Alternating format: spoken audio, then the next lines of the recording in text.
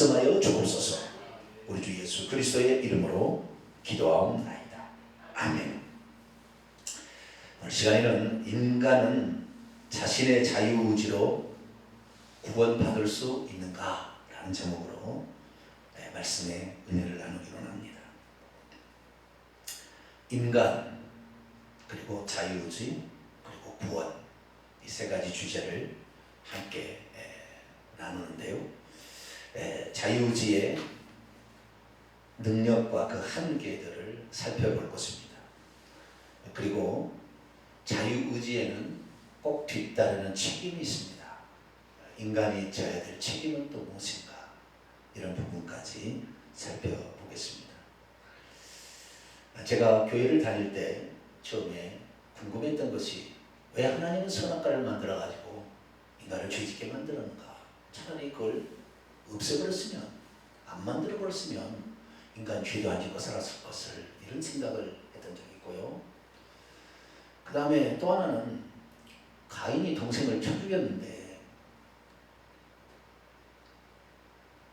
살려달라고 그러거든요. 그랬더니 가인을 해하지 못하라고 무슨 표현을 해서 주더란 말이죠. 제가 하나님이라면 동생을 네가 쳐 죽여야 당장 피를 토하고 죽여버리지 그냥. 네? 그래야 되는데 살려달라고 하니까 또 살려주는 거 있죠. 하나님 바본가? 그런 생각이 들 때 있었고요. 신약성경을 읽다가 가룟 유다가 있는데, 가룟 유다는 참 불쌍하다. 왜 예수님 팔려는 자로 선택돼가지고 예수님 팔다가 저렇게 지옥에 떨어졌나? 불쌍하다, 이런 생각을 할 때도 있었어요. 초창기에, 아주 초창기에. 그래서 아마 예수 그리스도를 믿다 보면은 이런 그 질문들을 던질 때가 있을 겁니다. 이런 질문에 대한 명쾌한 답이 올라올 겁니다. 아, 왜 그랬을까? 왜 그런 결과가 나왔을까? 그 이유는 무엇일까? 이것은 전부 인간의 자유의지와 상관이 있는 그런 질문들입니다. 그래서 오늘은 이 자유의지, 특별히 이 자유의지를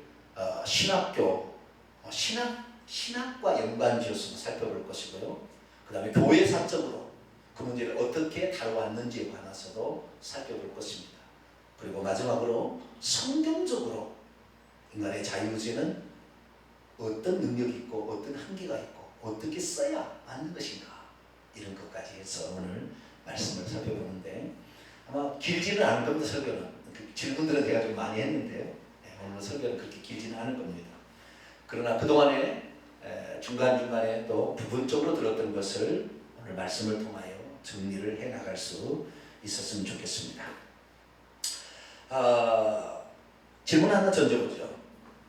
사람이 죄를 짓게 되는 것은 자신의 책임일까요? 하나님의 책임일까요?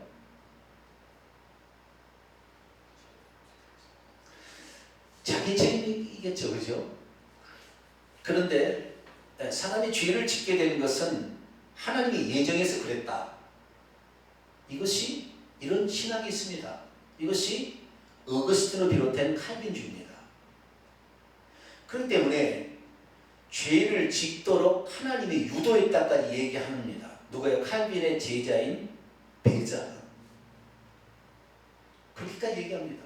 그래서 하나님은 죄를 짓도록 만든 장본이라까지 얘기를 해버립니다. 왜냐하면 죄를 지어야만이 하나님 은혜를 베풀 수 있다고 그러는 거예요. 긍휼을 베풀려면 죄를 지어야 되는데, 그래서 얼마나 이게 잘못될 수 있는가 우리가 알아야 됩니다. 그래서 우리가 장로교 다닌다고 장로교를 자랑할 것이 아니고, 우리는 성경의 가르침에 정확히 일치하여 가야 됩니다. 할렐루야. 우리가 어떤 데에 가려면은 기본적인 이력서는 필요합니다. 아시겠죠? 이력서, 어디에 내가 소속되어 있었는지, 어떤 과정을 겪었는지 어느 정도는 필요합니다. 그러나 그것이 그 사람의 성공을, 그 사람의 신앙을 좌지해서는 안 되는 것입니다. 만약에 그렇게 학벌 가지고만 따진다고 그런다면 지금의 CEO에 하는 사람들 학벌이 얼마나 형편없는 사람들이 있는 줄 아세요? 2세들이나 되니까 그렇지. 그러니까 우리가 어떤 자격 이런 것도 어느 정도 중요하다 봅니다. 그러나 그것보다도 우리가 무엇보다도 어떤 학위가 중요한 것이 아니고 성경이 말하고자 하는 것은 무엇이고 예수님이 뭐라고 말했는지 이걸 정확히 알고 우리가 순복에 갈 때 우리의 신앙생활은 바르게 갈 줄로 믿습니다. 자, 그러면은 이 질문에 답을 하기 위하여 이제 질문을 하나하나 해보도록 하죠. 인간에게 자유의지가 있습니까 없습니까? 있죠. 인간에게는 사람이 하나님의 형상과 모양대로 지었다는 형상과 모양, 형상과 모양이라는 것을 동일한 말로 해석하기도 합니다. 그러나 형상과 모양은 약간 다른 것이 있을 법도 해요. 그래서 다르게 보는 사람은 형상은 하나님의 내면적인 것을 닮은 것을 형상이라고 하고 외면적인 것을 닮은 것은 모양이라고도 합니다. 그러니까 우리가 하나님의 형상과 모양대로 되었다는 것은 하나님의 속성을 닮아서 그분은 거룩하고 깨끗하고 선하고 착하고 온유하고 겸손하고 있잖아요. 이런 사랑이 많으시고 그 다음에 자비로우시고 오래 참으시고 뭐 이런 게 있잖아요. 내면적인 어떤 속성 이런 것을 형상이라고 하고 외적인 모습 이렇게 사람 이렇게 모양이 있잖아요. 모양 우리가 개나 소처럼 안 생기고 비둘기처럼 안 생기고 사람처럼 그냥 외모가 이렇게 생겼다 이렇게도 표현하는 학자들도 있습니다. 근데 그것을 두 개로 보든 한 개로 보든 간에 그게 중요하진 않습니다. 그런데 이 모양은 따라서 가끔 오고 형상을 항상 주제로 나갑니다. 형상을. 그러면 그 하나님의 형상으로 우리가 지음을 받았다 했을 때 그 형상이 뭐냐? 그 형상이라는 건 아까 얘기했던 하나님의 어떤 속성들이 있잖아요. 깨끗하고 거룩하고 사랑이 많고 자비롭고 노하기를 더디하고 하는 이런 성품들이 있잖아요. 온유하고 겸손하고 사람을 좋게 보고 이런 것들이 있는데 이런 것들만 그러면 하나님 형상이냐? 여기 말고 두 가지가 더 있는 거예요. 하나는 양심입니다. 뭐라고요? 양심. 좀 더 나가면 마음이라는 것도 있는데 어쨌든 양심이 있어요. 양심은 이 도덕을 가르쳐주는 이것이 악한지 선한지를 판단하는 근거가 양심이에요. 아시겠죠? 네? 우리가 여기 물건을 이렇게 해가지고 쓰레기가 남았는데 쓰레기를 무단 투기하면 될까요? 안 될까요? 돼요? 안 돼요? 안 되죠. 왜 그럴까요? 양심이 있으니까 이건 나쁘다. 그런 것을 아는 거예요. 이게. 그렇죠. 그래서 사람이 선과 악을 구분하는 기준이 있는데 그것을 양심이라고 하는데 이 양심은 아담이 가지고 있어서 타락하기 전에 그 양심은 깨끗한 양심이었어요. 성경에 보면 깨끗한 양심이라고 나와요. 그런데 아담이 타락으로 인해 약간 더럽혀졌습니다. 그래도 예수 안 믿는 사람도 하나님의 형상과 모양대로 지어있기 때문에 기본적인 양심이 있어. 도둑질하면 된다 안 된다? 안 된다. 사람을 죽이면 된다 안 된다? 안 된다. 부모를 공경해야 된다? 해야 된다. 이런 것들은 통속고금이나 어디를 가더라도 항상 똑같습니다. 그래서 이 양심이라는 것도 하나님의 형상 가운데 하나입니다. 또 한 부분이 있는데 또 한 부분은 뭐냐면 이것이 아주 중요한 것입니다. 이것이 자유의지라는 겁니다. 뭐라고요? 자유의지. 하나님의 형상과 모양대로 지었던 또 하나의 부분이 자유의지예요. 자유의지는 이것을 할 것이냐 저것을 할 것이냐는 선택의 자율적인 선택권이라고 하는 권리. 이걸 택할 것인가 저걸 택할 것이냐는 자율적인 인간의 자율적인 선택 권리를 자유의지라고 얘기를 합니다. 이것은 사람이 가지고 있는 지정의 가운데 의지에 속한 부분인데 그래서 사람은 배가 고프면 이 음식을 먹어야 돼요. 근데 옛날 우리 어머니들은 어머니가 밖에 일 갔다가 돌아올 때 여기 옷에서 이렇게 뚜껑이 있는 밥그릇을 꺼내가지고 이렇게 주는 거예요. 우리한테 쌀밥을 주는 거예요. 우리 평소 쌀밥을 못 먹거든요. 모내기 할 때 보면 쌀을 싸우는 거예요. 그래가지고 그것을 주는 거예요. 그래서 우리 저하고 대 밑에 동생하고 그 밑에 동생이 있어요. 2살, 3살 차이 나는데 얼마나 싸우고 먹는 게 한 숟가락이라도 더 먹어야 돼. 하는데 그러다가 엄마는 그러면은 나 먹고 왔어 먹으라고 그러는 거예요. 근데 그것이 이 저녁에 그 드시라고 한 것을 안 먹고 자식 주려고 가져온 거예요. 그러니까 배가 고파도 부모는 배가 고파도 의지가 있다니까요. 이걸 내가 먹을 수 있고 안 먹을 수 있다니까요. 동물들은 내가 배가 고픈데 내가 개 칩시다. 개가 내가 있는데 내 먹을 여기 양푼이 있어요. 근데 새끼들이 와가지고요 내 양푼을 먹으면 어떻게 된지 아세요? 보셨나요?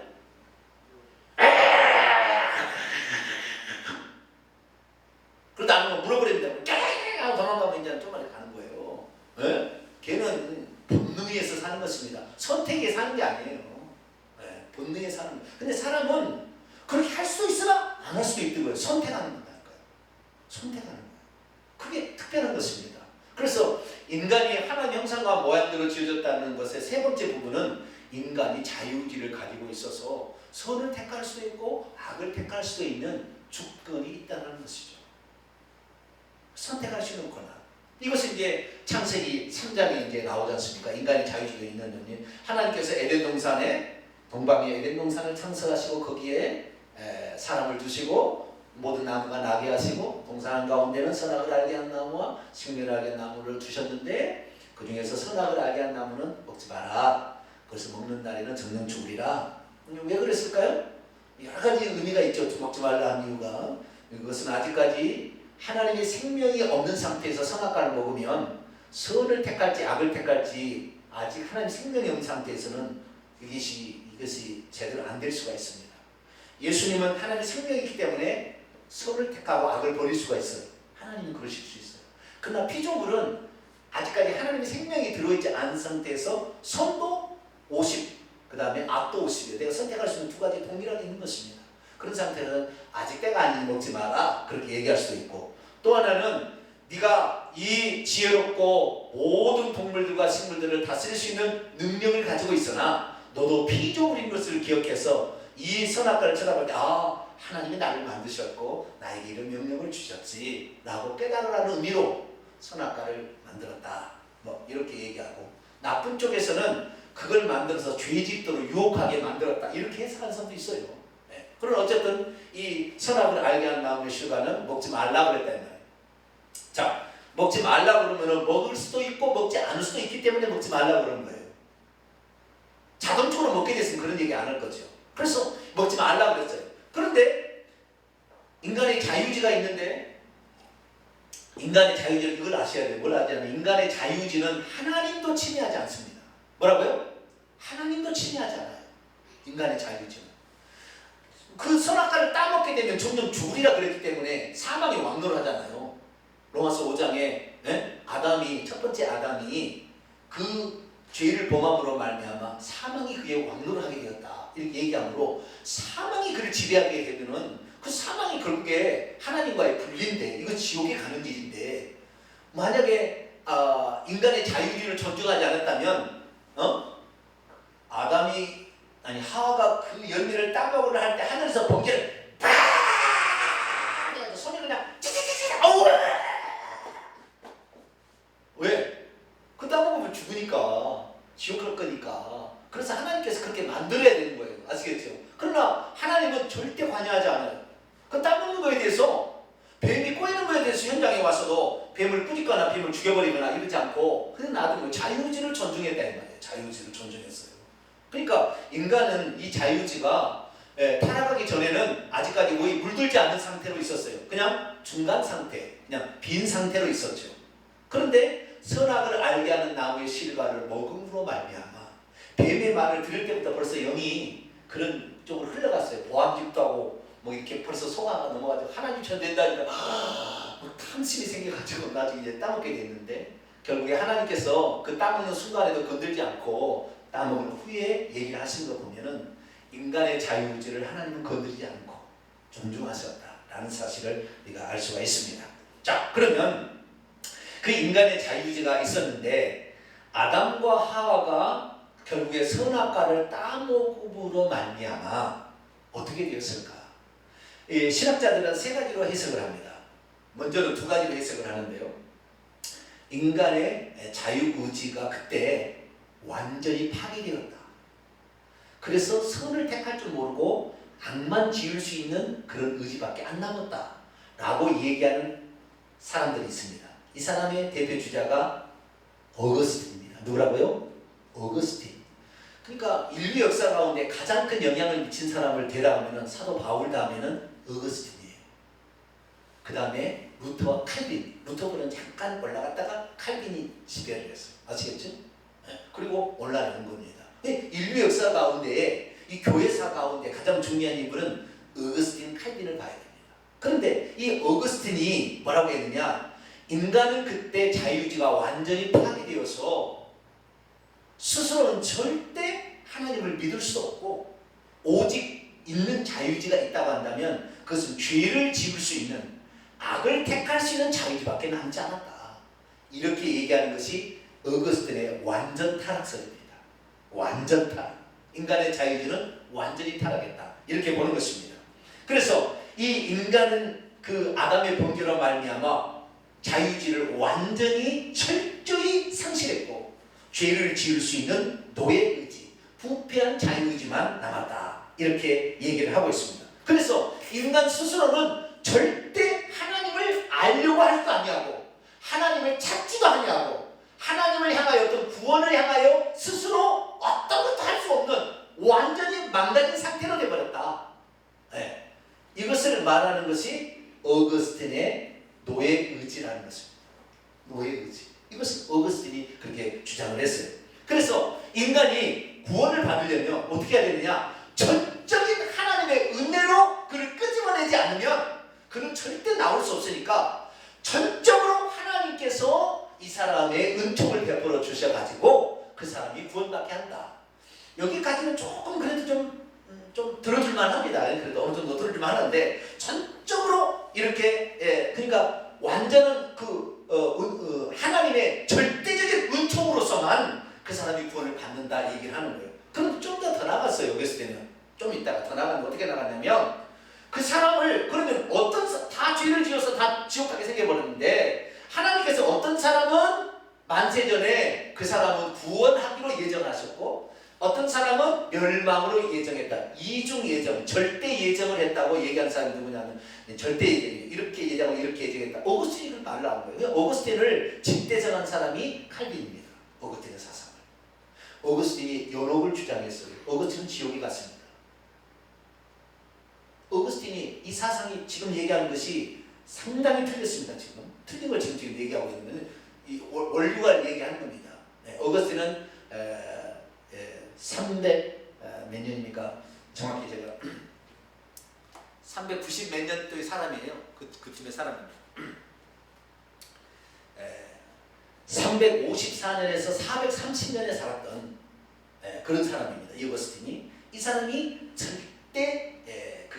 절대적인 하나님의 주권으로 구원 얻는다 얘기를 한 거예요. 그러니까 인간은 구원 얻으려고 백날 천날 노래를 해봤자 아무 소용이 없고 오직 하나님이 그를 구원하기로 선택해서 불러주셔야만 그 사람이 구원을 받을 수 있다라고 얘기를 한 거예요. 그래서 이것이 이제 교회적으로 이것이 이제 어느 정도 틀을 잡고 갈 때 그거 아닌 것 같은데 하는 사람도 있었어요. 그래서 또 다른 파트가 하나 있었으니 그 사람이 바로 펠라기우스라는 사람입니다. 누구라고요? 펠라기우스라는 그런 신학자가 있어요. 펠라기우스는 어거스틴하고 비슷한 때 사람인데요. 거의 동시대 사람이에요. 그런데 그가 409년에서 411년 사이에 뭘 얘기를 했냐면 인간의 자유의지는 어거스틴 네가 말하는 것이 아니고 인간의 자유의지는 아담이 타락에서도 동일하게 남아있다. 동일하게 남아. 다시 말해서 죄를 지을 수도 있고 죄를 안 지을 수도 있는 자유의지가 있다. 어거스틴은 이미 우리는 죄에 오염되어 버렸기 때문에 죄를 지을 수 있는 자유의지밖에 안 남았다 그랬는데 아니라 사람은 범죄했어도 죄를 지을 수 있는 자유의지와 죄를 짓지 아니할 수 있는 자유의지가 남아있다라고 얘기를 했습니다. 그래가지고 아담의 범죄로 말미암아 이 자유의지가 손상되지도 않았고 그리고 마귀에 의해서 파괴되지도 않았다. 그렇기 때문에 스스로 이 자유의지로 하나님을 선택해요. 하나님의 원하는 구원을 향하여 스스로 갈 수가 있지. 이것이 완전히 나는 무능해가지고 전적으로 안 된다. 이건 틀렸다라고 주장을 하기 시작했습니다. 그러면 왜 사람이 죄를 짓느냐? 자기 의지를 남용해서 압도택한다는 거예요. 남용해서 죄를 지었을 뿐이지 죄를 충분히 지을 수도 있고 안 지을 수도 있는 자유의지를 가지고 있다. 이렇게 얘기를 했습니다. 결국에 이 펠라기우스 사상은 431년 에베소 회의에서 이단으로 정죄되어 가지고 펠라기우스는 이단 사상이 되었고, 그런데 이 어거스틴 사상이 어느 정도 교회적으로 자리를 잡고 있었을 때 펠라기우스가 이단으로 정죄되었지만 펠라기우스가 하는 말도 상당히 일리가 있다는 사람이 있었습니다. 그래서 나중에 이 어거스틴이 정식으로 어거스틴이 생각했던 것이 나중에 정통으로 자리 잡지 아니하고 이 펠라기우스의 사상까지 들어가는 것이 나중에 정통으로 자리를 잡아요. 이게 자유의지가 나중에 자리를 잡는데, 그것은 뭐냐면 펠라기우스, 반이라는 말은 셈이라는 절반이란 말입니다. 펠라기우스는 아니고 펠라기우스 사상이 약간 들어가 있고 반펠라기우스주의 또는 반어거스틴주의라는 것이 그 뒤에 생겼어요. 그것은 뭐냐? 좀 이따 얘기하는 아주 성경적인 결례예요. 이 자유의지에 관하여 지금은 반펠라기우스주의, 반어거스틴주의가 어거스틴주의하고 상당히 이렇게 맞물려서 어느 정도까지 지금 정착되어 있는 상태가 있습니다. 아시겠죠? 그러다가 칼빈에 들어와가지고 다시 한번 어거스틴으로 돌아가 버렸어요. 칼빈으로 돌아가지고 종교개혁 하면서 다시 돌아가 버렸어요. 완전한 전적인 타락, 인간의 완전한 무능, 하나님의 은혜가 아니고 구원받을 수 없는 불가항력적인 은총, 완전히 그냥 하나님의 완전 우리 인간 아무것도 아닌 것으로 이렇게 바꿔버렸어요. 누가요? 칼빈이. 그 사상하에 지금 거의 1500년이에요. 그럼 1000년 동안 500년에서 1000년 동안 뭐냐 반펠라기우스주의, 이 성경적인 아주 성경적인 주장입니다. 이 주의가 그 1000년을 있었어요. 1000년을. 그런데 종교적으로 말미암아 다시 어거스틴이 주장했던 그 주장으로 돌아가 버렸어요. 그러면 반펠라기우스주의는 뭐냐? 이 어거스틴이 말하는 절대예정, 하나님의 전적인 절대적인 주권에 의해서 완전 타락이니까 절대 구원받을 수 없으니까 하나님이 절대적인 은혜로 그를 선택해서 그를 예정해가지고 구원한 것이 구원을 받는다는 것을 부정했습니다. 그건 아니다. 뭐냐? 만약에 절대 예정이 맞다고 한다면 인간이 구원을 향하여 오늘도 말씀 들어올 필요도 없다. 회개할 필요도 없다. 하나님이 다 한다는데 뭐 그런 필요 있냐? 인간의 어느 정도의 노력도, 인간의 회개하려고 하는 노력, 말씀을 들으려고 하는 노력, 신앙을 끝까지 지키려고 하는 인내, 이런 게 필요하지 않겠냐? 이런 것도 없이 전적으로 하나님 다 하는 건 아니다. 그러니까 다시 말해서 인간이 이 구원을 받을 수 있는 문제는 절대적인 하나님 주권에서 이런 게 아니라 하나님 모든 사람이 구원을 받기를 희망하지만 우리가 그 구원을 하고자 하는 하나님의 은총에 내가 반응할 때 비로소 우리의 구원이 이루어지는 것이지. 그런데 펠라기우스는 뭐냐면 하나님의 그런 구원 은총이 없어도 스스로 내가 하나님을 선택할 수 있는 능력이 있다 이렇게 해버린 거예요. 그러니까 펠라기우스는 틀렸어요. 근데 어거스틴도 틀린 거지요. 결국에 보면은 어거스틴은 틀린 거예요. 그래서 이 반펠라기우스주의가 나왔는데 절대적은 아니다라는 거예요. 구원을 향한 인간의 노력을 하나님 받으시고 그것을 통하여 구원이 이루어진다. 뿐만 아니라 만약에 절대적인 이 구원이라고 한다면 두 가지가 나올 수 있다는 거예요. 이 사람이 구원으로 예정됐다고 한다면은 이 사람 구원으로 예정됐다고 한 사람은 나한테 신앙생활 할 거라는 거예요. 왜? 나는 구원받아, 이미 나는 구원으로 예정됐는데 왜 뭔지를 지금 상관없으니까 이 사람 나한테 질 거라는 거예요. 그 다음에 반대로 이 사람 멸망으로 예정된 사람은 얼마나 하나님을 저주하고 원망하겠냐. 왜 나를 선택하지 않느냐고. 숙명론에 빠져서 슬픔과 좌절에 빠질 사람을 하나님께 그렇게 자진하느냐 아니라는 거예요. 그래서 이 반펠라기우스 사람들이 이제 이것을 주장하기 시작한 거예요. 어거스틴 네 말이 옳은 것 같지만은 그건 아니다. 그래서 이 주장을 한 것입니다. 그래서 인간의 타락 이후에 인간의 자유의지는 손상을 입기는 분명히 입었다. 그러나 완전히 손상된 것은 아니고 하나님께서 우리를 구원하기 위하여 은총을 베푸실 때 반응할 정도는 된다.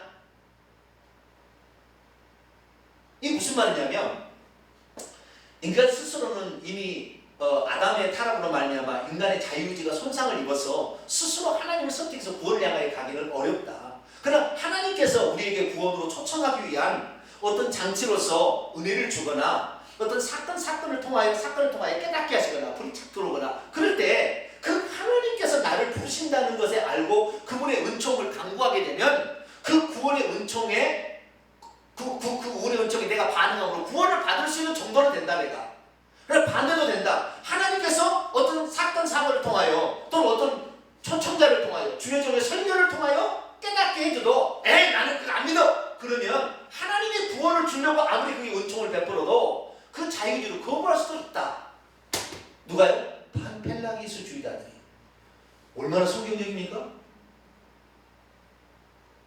이거 1000년 동안 기독교 역사에 있었어요. 근데 500년에 칼빈이 다시 어거스틴을 바꿔놔가지고 지금 사람들이 완전히 다시 500년 역사밖에 안 1000년 동안 역사를 없애버린 거예요. 500년의 역사로 지금 한국교회가 전세계가 다시 절대 예정, 이중 예정, 타락전 예정까지 선악과를 만든 것은 타락을 시켜서 구원을 시키려고 은혜를 베풀려고 그랬다는 거예요. 이렇게까지 나쁘게까지 지금 가버린 상태에 있는 것입니다. 그래서 자유의지는 지금 자유의지 때문에 나왔는데 그래서 인간의 자유의지가 타락으로 말미암아 약화되었고 스스로 구원에 이를 수 없지만 그래도 자유의지가 있어서 이 자유의지를 사용해서 하나님이 주시는 은총을 발판 삼아 구원을 향하여 우리가 나아갈 수 있다 라고 얘기하는 것이 반펠라기수주의고 반어거스틴주의인 것입니다. 이것이 1000년 동안 있었습니다. 그런데 이것이 종교개혁 때 사라져버렸어. 그래서 지금 한국교회가 나는 교회 나오고 예수 믿고 이제 천국 가겠다. 완전히 나태해져버려. 죄를 지어도 상관없는 것으로 가버려. 물론 교회는 지옥 갈 사람이 지옥 나올 사람은 별로 없으니까 이쪽에는 말은 하지 않지만 교회 나온 사람은 자기가 구원 받는다고 나온 사람은 아니니까 하나님의 절대 예정만을 믿고 지금 그렇게 가게 됐어요. 그래서 우리는 이제 이 중세 시대에 있었던 그 자유의지로는 아주 내가 봤을 때 아주 중요한 자유의지는였고 제대로 가는 자유의지는 일단 보여집니다. 그것을 지금 회복해야 될 때가 되었습니다. 요약해보자면 반펠라기수주는 자유의지의 완전 상실을 받아들이지 않았어요. 어느 정도는 남아있다. 그렇지만 구원으로서 불가항력적인 은총 그것이 없이는 구원받을 수 없다. 인간의 노력이 안 들어가도 하나님 강제로 구원시킨다고 반대는 거예요. 아시겠죠? 그래서 정말로 상당히 성경적인 주장을 했는데 이것이 사라져버렸다는 거예요. 지금. 그럼 어떻게 해야 되느냐? 우리는 그러면 성경이 가르쳐준 그러면 이 자유주의는 뭐냐? 이것을 통하여서 우리가 이 신학적으로 어거스틴 자유주의론과 펠라기우스 자유주의론, 반펠라기우스 자유주의론에 어떤 것이 보다 더 성경적이었는지 조금 더 살펴보고 우리의 자유주의를 잘 사용하여서 우리의 남아있는 자유주의를 잘 사용해서 꼭 구원에 이르는 저와 여러분 되시기를 간절히 바랍니다. 종교개혁이 이루어질 그 무렵이 있지 않습니까? 1517년이죠. 네, 종교개혁이 루터가 종교개혁을 시작했는데 그 루터 당시에 루터가 두 가지를 강조했어요. 오직 은혜, 오직 믿음을 강조했습니다. 뭐라고요? 오직 은혜, 오직 믿음인데 오직 은혜, 오직 믿음도 하나님이 다 준 거라고 그랬어요. 어거스틴은. 왜냐하면 중세가 펠라기수주의의 펠라기수주의의 사상이 중세의 신학적 큰 컸기 때문에 성도들은 이제 두 가지를 다 가지고 있었겠지만 앞서가는 로마 교황에서는 펠라기우스적인 것이 있었어요. 그래서 자기의 행위로서 구원을 얻을 수 있다고 생각했던 거죠. 그러니까 이것의 반작용으로 종교개혁이 나왔기 때문에 하나님의 은혜로 오직 솔라 그라피아 오직 은혜로 오직 그 다음에 믿음 오직 솔라 피데 오직 믿음으로 이것을 이제 강조를 한 거 아닙니까? 그런데 그렇게 하다 보니까 다시 어거스틴으로 좀 돌아가는 거잖아요. 이렇게 하면 잘못 가면 또 절대 축복으로 막 가가지고 돌아가니까 그때 당시에 에라스무스라는 사람이 있었어요. 들어보셨어요? 에라스무스. 신학교 가면 배워요. 에라스무스가 인문주의의 아버지인가 뭐 그렇게 부르는 사람이에요. 근데 이 에라스무스가 반펠라기스주의 사상을 잘 가지고 있었어요. 그래서 그가 자유의지라는 책을 썼습니다. 1524년에 자기 책을 썼어요. 그 내용이 이런 겁니다. 루터가 말하는 인간의 자유의지는 인간의 전적 무능을 말하고 있지만 이것은 성경에서 말하고 있지 않다. 오직 은혜, 오직 믿음을 주장한다는 것은 인간으로 하여금 구원받을 것이라고 생각하는 사람은 자신의 그 인간으로 하여금 더욱더 악을 행하는 데에 방종을 시킬 위험성이 있기 때문에 오직 은혜, 오직 믿음을 강조해서는 안 된다고 에라스무스가 자유지라는 책에서 그렇게 얘기를 했습니다. 이게 상당히 일리 있는 주장을 한 거죠. 그래서 우리가 그렇지만 에라스무스의 사상은 수면으로 가라앉고, 왜? 칼빈이 들어와서 칼빈의 말을 안 듣고 죽여버리니까. 칼빈이 중세에 딱 똑같이 했습니다. 말 안 듣고 58명을 화형시켜 죽이고 목을 잘라서 죽였어요. 자기 말을 안 듣고 자기가 말하는 이거 절대 주권 이중 예정을 안 받아들이면 죽여버린 거예요. 이게 기독교인입니까? 그런데도 칼빈 하고 있어요. 칼빈이 우리를 구원을 시키는 거 아닌데 이게 속는 것입니다. 성경은 뭐라고 얘기하느냐? 자, 성경을 뭐라고 얘기하는지를 한번 살펴보도록 합시다. 자, 우리가 타락 이후에 어거스틴과 칼빈이 말한 것처럼 의지는 완전히 사라져서 인간의 자유를 파괴돼 버렸고 이제는 완전 타락으로 가버렸다. 이것이 바로 어거스틴과 칼빈인데 이 칼빈이 맞느냐부터 살펴보죠. 자, 창세기 4장을 보겠습니다. 창세기 4장 가인과 아벨의 이야기를 좀 봅니다. 가인과 아벨 사모님 물을 좀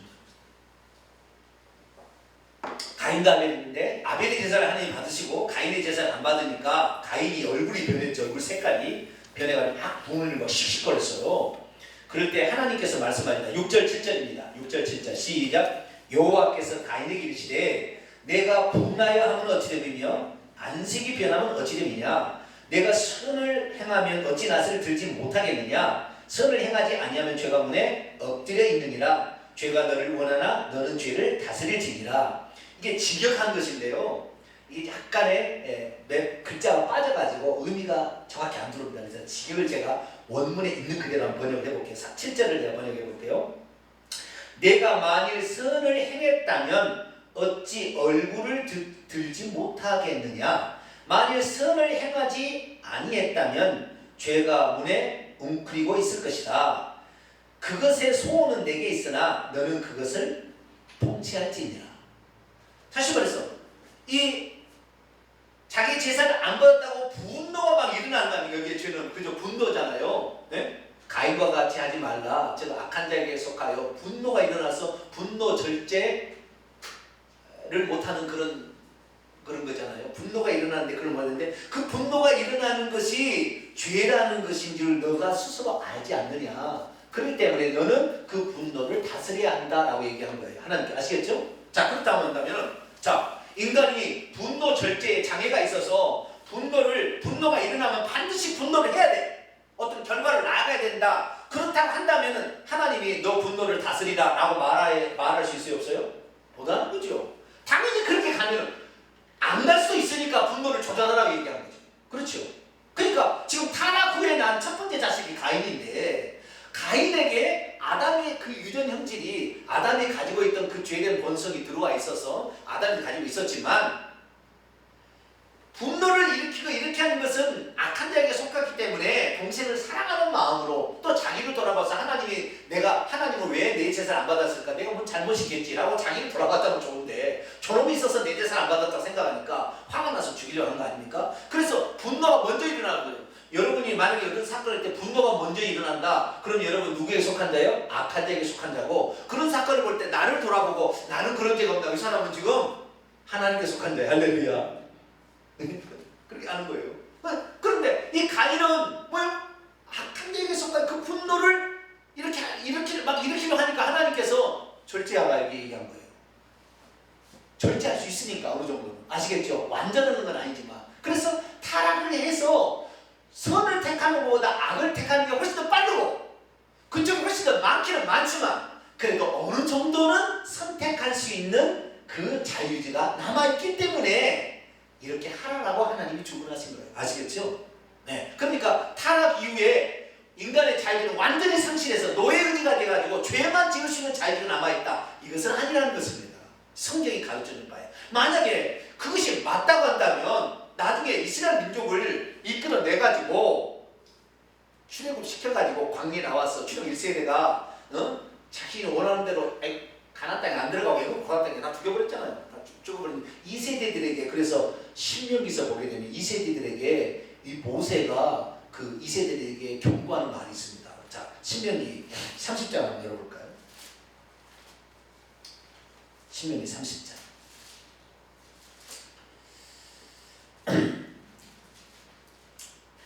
19절 20절을 한번 봅니다. 자유의지가 없다면 이런 얘기를 할 수가 없다는 겁니다. 이 이스라엘 백성들에게 자유의지가 완전히 없다면 조금이라도 남아있으니까 하는 얘기라 이 말이에요. 자, 19절 20절 있습니다. 시작. 내가 오늘 하늘과 땅을 불러 너희에게 증거를 삼노라. 내가 생명과 사망, 복과 저주를 너 앞에 두었으니 너와 네 자손이 생명을 얻기 위하여 생명을 택하고 내 하나님 여호와를 사랑하고 그의 말씀을 청종하며 또 그를 의지하라. 살기 위하여 너가 생명과 사망 중에 생명을 택하고 복과 저주 가운데 복을 택하라. 그 복은 뭐냐? 하나님을 사랑하고 그의 말씀을 순종하고 그분을 의지하는 것이다 라고 얘기를 했어요. 그러면 이렇게 할 수가 전혀 없다, 하나님의 전적인 은혜가 아니면 절대 할 수 없다면 이런 명령을 하겠어요? 안 하겠어요?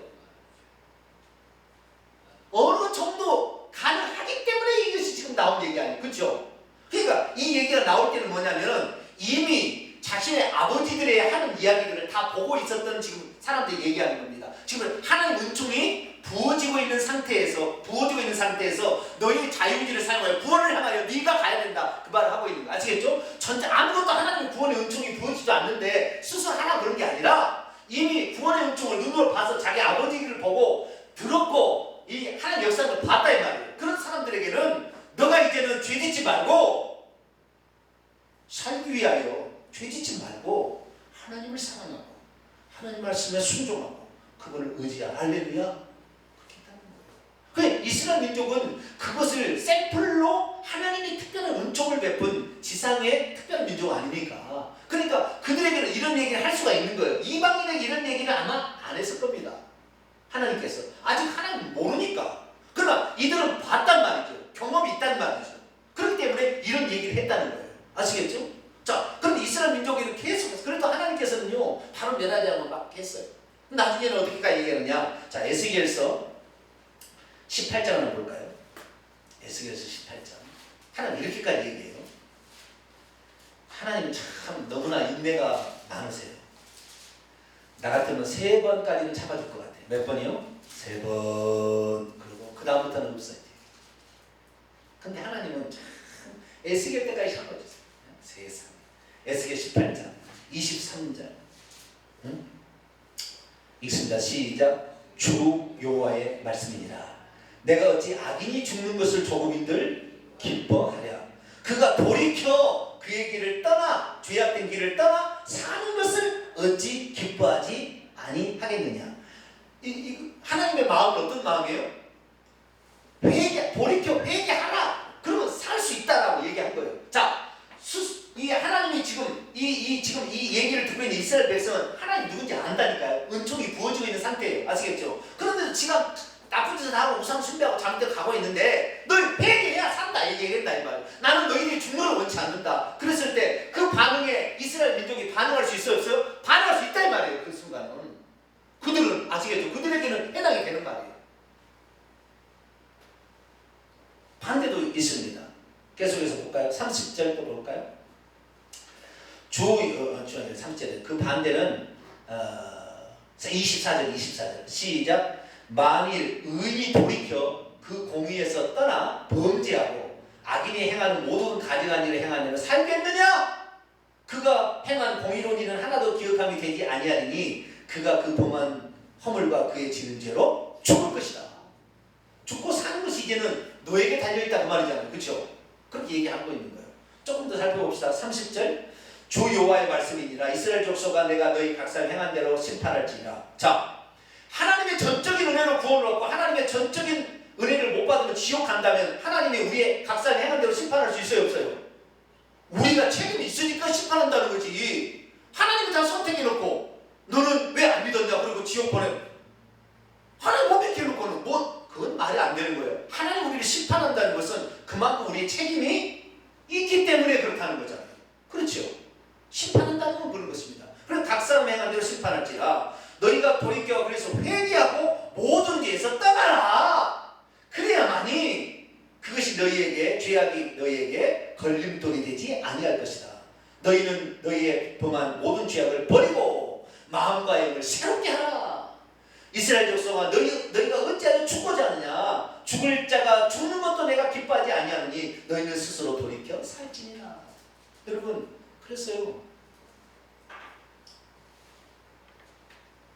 오늘날에 예수 믿는 사람들이요 죄 짓는 것은 핑계할 수 없어요. 일반인들이 죄 짓는 것은 그렇다고 쳐요. 그래도 이미 우리는 아담의 범죄로 이미 지옥이라는 사망 선고를 받은 상태입니다. 아담의 범죄로 같이 범죄했으니까 그 허리 속에서 유전자. 그래서 자기가 지옥 간 사람에 대해서 지옥에서 불만 없어요. 죄 짓고 살았으니까 죄값을 받는 거예요.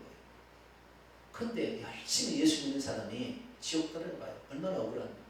그런데 나중에 보면은요, 아 내가 이래서 지옥 갔구나. 그렇게 하면 나에게 회개하라겠는데, 나를 병상에 눕혀서까지 회개하라겠는데, 그때 깨닫지 못하.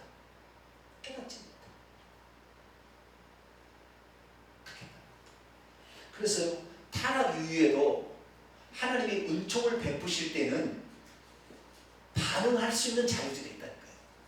할렐루야? 있는 거예요. 그러니까 이렇게 나와서 교회 나와서 이런 얘기를 듣고도 깨닫지를 못한다. 그럼 자기 죄로 죽는 거죠. 어쩔 수 없어요. 이 얘기를 들었는데 나는 전적 구원을 좀 당신이 알아서 구원시켜줘야지. 나는 뭘 모르겠어. 지옥 가는 겁니다. 그 사람. 왜 자기를 없애버리는 겁니까? 자유를 왜 없애버리냐고요. 하나님이 그 자유를 주셨는데 그걸 말씀을 듣고 살기 위해서는 이것을 내가 믿고 내가 이걸 의지하리라. 내 목숨이 끊어져도 나는 이 신앙을 가지리. 할렐루야. 그런 생각을 가져야죠. 왜 이걸 안 붙잡고 그냥 떠나는 거예요. 그건 바보짓이에요. 그건 바보짓이에요. 자, 그러면 인간이 말이죠. 인간이 타락 이후에 인간의 자유지 상태가 있는데 하나님의 은총이 거기에 함께하지 아니한 상태에서 인간은 스스로 죄를 이길 수 있느냐 없느냐 그 문제를 우리가 생각해 봐야 되는데요. 있을까요 없을까요? 못 이겨요. 하나님의 은총이 있기 전까지는 우리가 죄를 못 이겨요. 죄에 대해서 못 이깁니다. 인간보다도 마귀가 훨씬 지혜롭고요. 마귀가 훨씬 더 우리를 죄로 빠뜨리는데 이골이 난 사람입니다. 이골이 난 존재예요. 무슨 방법을 통해서든 그를 타락시키려고 작정하고 달려든 존재입니다. 마귀가. 그렇기 때문에 그 죄된 본성이 우리의 몸속에도 이미 심성 속에도 심어져 있을 뿐만 아니라 외부적으로도 유혹을 통하여 넘어뜨리려 하는 안과 밖에서 마귀가 유혹하기 때문에 인간이 스스로 그걸 뚫고 나가서 나는 하나님을 믿겠다고 찾아오기가 쉽지 않습니다. 거의 불가능하다고 봅니다.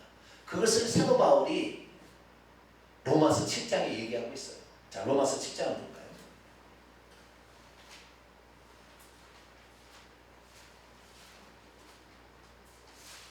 로마서 7장 16절부터 볼까요? 7장 16절 읽습니다. 시작. 만일 내가 원하지 아니하는 그것, 죄겠죠. 그것을 행하면 내가 이로써 율법이 선한 것을 시인하느니 이제는 그것을 행하는 자가 내가 아니요 내 속에 거하는 죄니라. 내 속 내 육신에 선한 것이 거하지 아니한 줄 아노니 원함은 내게 있으나 선을 행하는 것은 없노라. 내가 원하는 바 선을 행하지 아니하고 도리어 원하지 아니하는 바 악을 행하는도다. 만일 내가 원하지 아니하는 그것 악을 행하면 이를 행하는 자가 내가 아니요 내 속에 거하는 죄인이라 이렇게 된다는 거예요. 그래서 24절에 오호라 나는 공고한 사람이라 이 사망의 몸에서 누가 나를 끌어낼 것인가. 그래서 인간은 자연 상태로 아담의 타락 후에 태어난 인간을 자연 상태로 둔다면 스스로 하나님을 찾아갈 선한 의지는 턱없이 부족합니다. 턱없이. 왜 우리가 오늘 전도를 해야 되고 왜 우리가 당신을 예수 믿어야 되냐고 전도하기는 여기에 있는 것입니다. 스스로는 안 되니까. 그 죄된 본성 가지고는 안 되니까. 그런데 뭐가 있냐면 인간은 이거 있어요. 로마서 1장에 나오는데요. 이것이 이렇게 하면은 자기가 사형에 처한다는 것을 알고도 행한다니까요. 왜? 그게 좋으니까. 쾌락을 즐기는 게 좋으니까. 죄를 지은 게 좋으니까 하는 거예요. 알아요? 말하지 않아도 양심이 어느 정도는 살아있잖아요. 타락했지만 이렇게 하면은 나 지옥 가겠다. 알아요. 그런데도 거부하는 반역적인 기질이 막 나오는 거예요. 개독교라고 막 욕하고 속으로는 저기야 그래도 뭐가 있을 거야 하면서 이렇게 얘기를 하는 거예요. 그래서 자연 상태 아담의 타락 이후에 태어난 모든 사람은 죄된 본성을 가지고 태어나지만 이 죄된 본성을 자연 상태 그대로 놔둔다면 스스로가 하나님을 찾아서 가서 하나님을 선택해서 구원을 얻고 회개를 해서 구원을 그렇게 하려면 거의 없는 겁니다. 있을 수 있겠죠. 그러나 거의 없는 거예요. 여기 보면은. 그래서 뭐냐 하나님의 구원의 은총이 주어져야 되는 거예요. 할렐루야. 그 구원의 은총은 이 목회자의 설교를 통해서도 주어지고 있습니다. 지금 할렐루야. 이걸 통해서도 주어지고 있는 거예요. 누군가 가서 이걸 전해줘야 되는 거예요. 이걸 전도의 필요성은 여기에 있는 것입니다. 설교의 필요성은 여기에 있는 거예요. 이것을 알려주는 거죠.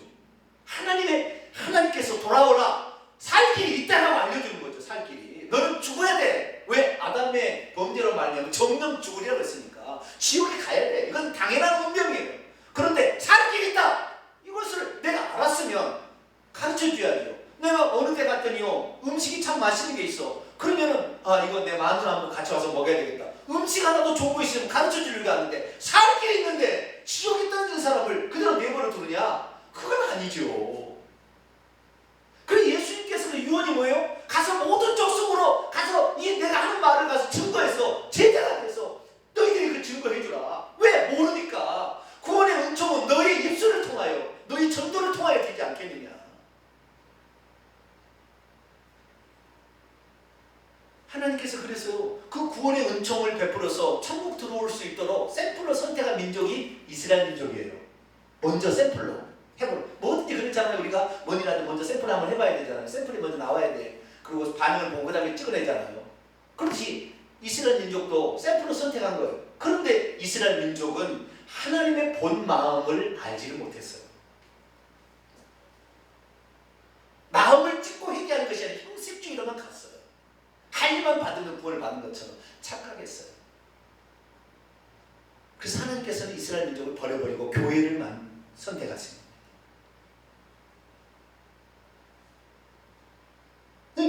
그래서 이 구원의 우리가 스스로는 하나님을 선택해서 구원까지 이룰 것이 너무 약해요. 우리의 타락은. 그러나 완전 타락은 아니에요. 하나님의 은총만 베풀어진다면 하나님의 은총만 가미된다면 그 은총의 협력에서 내가 구원을 향하여 달려갈 수가 있는 거예요. 할렐루야. 그러니까 누구든지 내게로 와서 나를 믿고 생수를 마셔서 생명을 얻으라 그런 거예요. 회개하라 얘기한 거예요. 아시겠죠? 그런데 이 칼빈주의는 뭐예요? 하나님이 예정해야 그것이 가능하지 아무리 외쳐봤자 예정 안 해서 그 사람 지옥 간다는 거예요. 전달 필요 없다는 거예요. 그만. 그렇지만 거꾸로도 됩니다. 하나님이 구원의 그를 구원하기 위해서 오늘 주의 종을 통하여 또는 누구를 통하여 전도를 해서 너 예수님이 살 길이 있다 가르쳐줘도 끝까지 거부한다면 그 사람 지옥 가는 것입니다. 그래서 그 지옥 가는 것은 그가 원래부터 죄인으로 태어났어도 지옥 가지만 하나님이 구원의 은총을 베풀어서 구원으로 인도하려고 했는데도 거부했기 때문에 지옥 가는 거예요. 하나님께서 그 누가복음 14장 마태복음 보면은 이 20장에 보게 되면 그거 있잖아요. 잔치를 준비하고 아들의 잔치를 준비하고 오라. 먼저 예정된 그 초청된 자는 오라고 그랬잖아요. 유대인들이 이제 안 왔잖아요. 그래서 가서 저기 길에 가가지고 저는 자, 뭐 병든 자, 뭐 이런 사람도 있잖아요. 가난한 자, 소외된 이런 사람들. 그래서 먼저 그런 사람이 먼저 구원을 그 천국으로 들어가고, 그래도 자리가 비니까 길가로 나가서 이방인 데려오라 그런 거 아닙니까? 누구든지 와서 이런 잔치가 있으니까 맛을 보라 그런 거죠. 이제는 그래서 예수 그리스도가 온 다음부터는 유대인의 특별한 어떤 그 선택의 그 주권의 은총을 폐지해버렸습니다. 폐지해버렸어요. 유대인들이 그렇게 죄를 지어도 하나님 살려주시면 단 한 가지예요. 뭐 때문에 그랬어요? 메시아가 태어나야 된다는, 그 민족을 태어나야 된다는 예언 때문에 완전히 없애지 않냐고 살려준 겁니다. 그러나 메시아가 이미 태어나서 구속사역을 완성하고 올라가셨는데 또 무슨 성전을 또 짓겠습니까? 제3의 성전, 쓸데없는 소리 마세요. 속지 말아야 돼요. 우리는 모든 것을 예수님의 관점으로 봐야 돼. 할렐루야. 예수님 때문에 유대인들이 그렇게 죄를 지어서 살려놓은 것이지, 예수님 태어나게 하려고. 다른 게 아니에요. 그들이 뭐 잘나서 택도 없는 얘기예요. 내가 그랬잖아요. 3번까지 봐준다. 얼마나 많이 기다려줬습니까? 얼마나 많이. 우리는 그래서 하나님의 그 구원의 은총이, 하나님의 구원의 은총이 어떤 사람은 꿈으로도 나타나기도 할 수 있어요. 그렇죠? 근데 어떤 사람은 이렇게 복음을 전해줄 사람을 통하여 구원의 은총이 또 전해줄 수 있어요. 그렇죠? 당신도 기회가 있다. 살 수 있는 기회가 있다. 얘기해 주잖아요. 그러면 잡으세요. 누구에게는, 여러분, 제가 우리 홈페이지에다가 기타에 보면 박영문 그 성도 있잖아요. 그분이 나중에 목사님 되셨죠? 네. 그분의 그 간증을 제가 올려놨어요. 그 영상을 한번 봐보세요. 정말 그 한번 깜빡이다. 아주 말하는 모습이나 얼굴 형태가요, 그냥 악이 가득 들어있는 사람의 형태예요. 그 사람 예수 안 믿었다면 진짜 악한 사람. 그 사람 악한 사람 맞아요. 내가 보니까. 말하는 것도요, 무서워. 그런 악한 사람이었어요. 얼마나 그가 악한 사람인지 몰라요. 그런데 자기 형님이, 자기 둘째 아들이었나 봐요. 자기 형님이, 자기 아버지는 동네 광주에서 유지였어요. 조상 대대로 제사 선언할 때 그 가서 읽은 사람 있잖아요. 응? 그 제사 지르는 높이 싸놓고 하는 탭에 나오는 그 사람이었어요. 광주에 아버지가. 그래서 조상을 잘 섬겨야 복을 받는다. 그때 교육을 받았어요. 근데 어쩌다가 큰형이 예수를 믿고 목사님이 됐어요. 처음에는 목사는 아니었겠죠. 그럼 먼저 믿게 됐어요. 그래요. 제사만 드린다고 하면 도망가 버리는 거예요. 조상도 몰라보는 이런, 조상을 몰라보는 이 그러니까 형하고요, 의절하고 살았어요. 동생 의절하고 살았고, 나중에 어쩌다가 여기다가 마누라고 싸그리 내가 죽여버리고 내가 죽자. 그리고 마누를 죽이려고 하다가 한번 어머니 한번 얼굴을 보고 죽여야 되겠다고 어머니한테 가서 잠자다가 하나님의 천사의 방문을 받아요. 천사가 내려가서 천국에 데려가서 천국을 보여주고 지옥을 보여주는 거예요. 그래도 내려와서 자기 엄마도 전도하고, 자기 아버지가 지옥에 있는 거, 자기 삼촌이 지옥에 있는 걸 다 봐요. 그렇게 훌륭하신 아버지였지만 우상 숭배 때문에 지옥에 떨어졌으면 그 모습을 다 봐요. 그런데 그 현장을 보게 되면, 그러면 그 어머니는 왜 그 아들이, 둘째 아들이 변화돼 자기가 그 천국에 가서 약 70분 동안인가요? 그 천국을 보고 오거든요. 천국과 지옥을 보고 오는데, 그때 어머니가 깨어나가지고요, 벌벌벌 떨고 있었어요. 왜 그러냐니까, 그 아들이 일어나서 자신의 영혼은 지금 빠져나서 천국에 가고 있는데 아들은 방언을 막 한 거예요. 이렇게 한 거예요. 그러니까 내 아들이 미쳐버렸다고. 그날 저녁에 밤 12시부터인가 그랬거든요. 미쳐버렸다고 막 벌벌벌 떨고 있었어요. 그래서 자기가 갔다 온 경험을 어머니에게 해주니까 즉시 그 다음부터 어머니가 펑펑 울더니 그 다음부터 교회를 나가게 돼서 교회에 이제 지금은 원로 권사님이시고, 돌아가시는 모르겠어요. 몇 년 전에 일이니까 그렇게 됐어요. 그래서 나중에 이제 자기가 그것을 전해드리려고 형님한테 간 거예요. 형님한테 갔는데, 형님한테 내가 며칠 전에 이걸 봤다고 그걸 알려줬어요. 그랬더니 형님이 그 동생을 안고 근데 자기가 형님을 얼마나 싫어했냐면 자기 아버지가 그 형님이 교회를 나가니까 어느 날은 아버지가 칼을 뽑아가지고 형님의 목에다가 이렇게 딱 겨누고 너 예수 믿을래? 죽을래? 뭐 그랬다는 거예요. 그 벽에다가 붙여가지고 이렇게. 그러니까 엄마가 둘째가 이제 오니까 박영민 오니까 야, 네 형 죽게 생겼다. 아버지도 빨리 좀 말려라. 막 그러고. 근데 한번 보고 싶더라는 거죠. 안 말렸대요. 왜? 아버지가 죽인가 보자. 그리고 저 형님이 얼마나 버틴가 보자. 이렇게 봤다는 거예요. 근데 끝까지 버틴 거 그 형님이. 끝까지 버틴. 아버지가 나중에 칼을 빼서 배를 찔러다 안 찔렀대요. 네가 길 가라. 그런 형님을 나중에 이제 천국을 갔다 와서 찾아간 거예요. 그랬더니 형님이 펑펑. 왜 박영민 같은 사람에게 천국과 지옥을 보여줬을까요? 하나님의 특별한 은총이 주어졌을까요? 하나님, 내가 너를 위해서 17년을 기도했고 이번 주 한 주간인가 한 달인가는 너를 위해서 금식하는 마음이 들어서 금식하러 갔다가 오는 길. 여러분, 누군가가 구원 얻기 위해서는 우리가 기도해야 돼요. 구원의 은총이 그에게 임할 수 있도록. 할렐루야. 그가 구원을 받을지 안 받을지는 모르겠지만 기회는 주어지는 거예요. 할렐루야. 내가 아무것도 안 했는데 구원의 은총이 주어지지 않아요. 누군가가 나를 위해서 기도했기 때문에. 할렐루야. 그것 때문에 기회가 주어진다니까요. 그것이 없으면 그 사람에게 구원의 기회가, 구원의 은총을 스스로 안 돼요. 인간의 자유의지로 이미 타락했기 때문에 스스로 하나님께 구원 얻을 만한 것은 턱없이 부족합니다. 없는 건 아니지만. 그래서 그 구원의 은총을 받을 수 있도록 우리가 기도를 쌓아야 된다는 거예요. 기도를. 이걸 하지 않으니까 지금 기독교인들이 이걸 하지 않으니까 기독교인들이 지금 쇠퇴하는 거예요. 기도를 안 해. 기도를. 애들이 가난하니까 우리 집 부자 되게 해달라고 기도를 많이 했어요. 그리고 부자가 됐어요.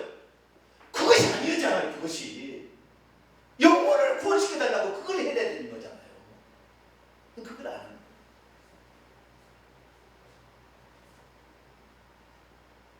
거예요. 우리가 우리의 지금 타락은 타락이지만 구원의 은총이 주어지면 반응해서 천국 갈 수도 있고 거부해서 지옥 갈 수 있는 자유진 인간에게 남아 있는 것입니다. 그래서 그가 구원받을 수 있도록 구원의 은총이 베풀어지게 하려면 우리가 기도해야 되고요. 우리가 전해줘야 됩니다. 할렐루야. 쉬지 말고 기도. 할 수 있든지 너는 복음을 전파하라. 어쨌든 이거 복음을 전파. 왜? 그렇지 않으면 그에게 구원의 기회가 없지 않냐. 물론 그는 이미 아담의 타락으로 지옥 가게 되어 있는 운명이지만 그래도 줘야 되지 않겠냐. 하나님 마음 그거예요. 누구든 당연히 죽어야 되지만 나는 그가 죽는 것을 원하지 기뻐하지 않냐고 그가 살기를 원한다. 할렐루야. 그 전해주라는 거죠. 결론입니다. 사람들이 복음을 듣고 믿을 것인가 말 것인가 그것은 자유의지입니다.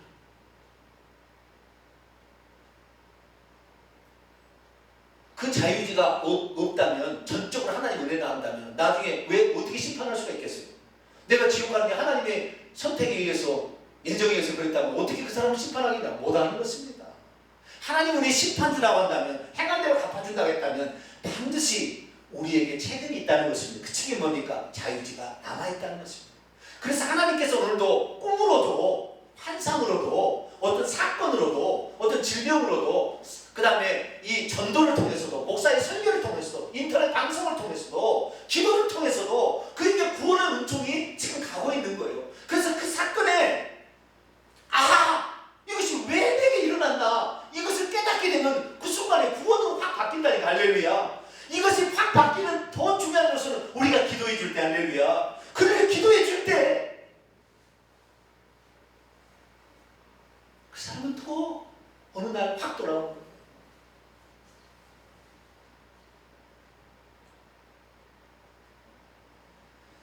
만약에 인간이 스스로가 구원을 하나님 구원의 은총이 베풀어질 때 그 구원의 은총에 반응할 수도 없을 정도로 타락했다고 한다면 심판 못하는 거예요.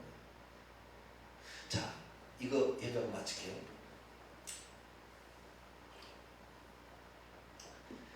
가룟 유다가 예수님 팔잖아요. 가룟 유다가 예수님 팔기로 예정되어 있었을까요?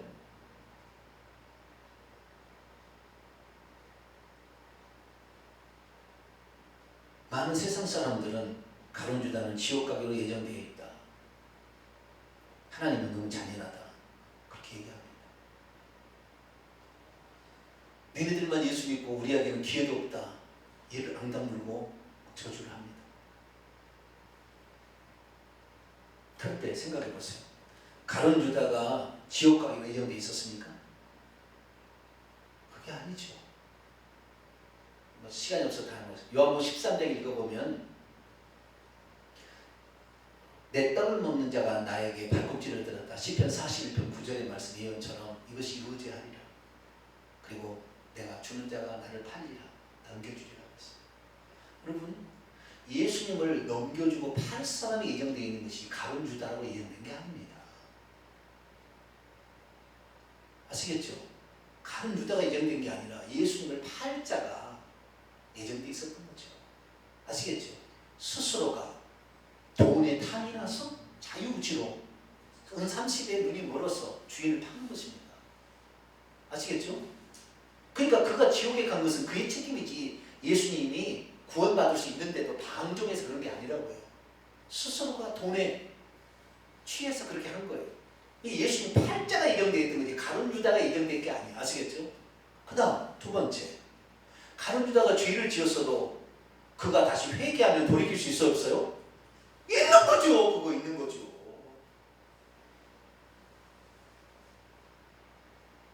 그런데 그 죄책을 자기가 뒤집어 쓰고 자기가 죽은 거예요. 선택한 거예요. 자기가 지은 거예요. 우리는 나쁘게 너무 하나님을 평가하려고 그래요. 그렇게 하면 안 돼요.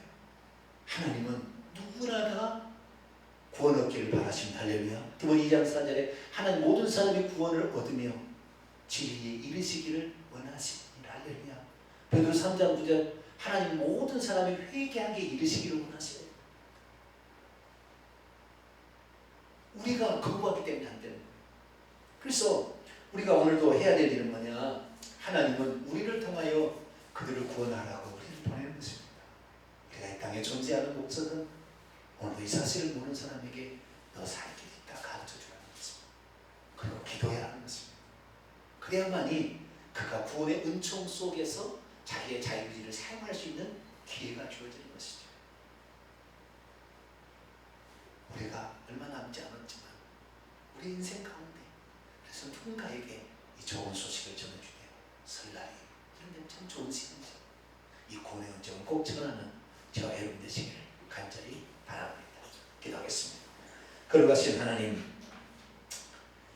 인간의 자유의지가 아담의 범죄로 타격을 입긴 입었지만 구원의 은총이 주어졌는데도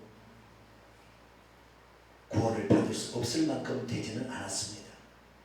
우리가 영안이 속히 열려서 하나님의 구원의 메시지를 청취할 수 있는 귀가 열려지게 도와주시고 하나님께서 사건 사고를 통해 얘기할 때 이것은 이런 의미겠다 깨달을 수 있도록 저희들이 기도로 뒷바라지하기를 소망합니다. 그래서 누구든지 인생에 이 구원하는 하나님의 은총에 한 번이라도 자유를 사용할 수 있도록 그런 기회를 주는 저희들이 되게 해 주옵소서. 우리 주 예수 그리스도의 이름으로 기도하옵나이다. 아멘.